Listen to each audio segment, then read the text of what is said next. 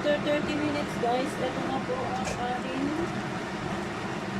chicken feet. So, malambot-lambot na po. Ayan.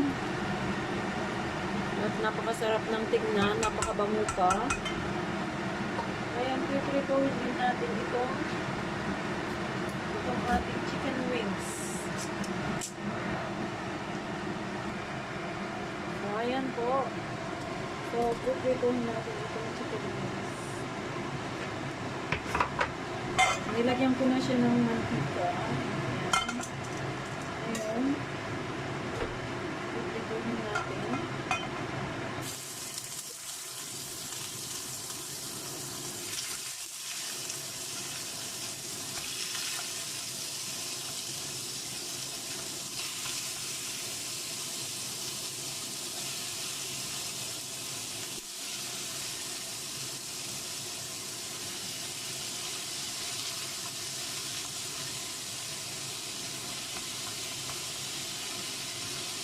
So, ilagay na lang natin lahat.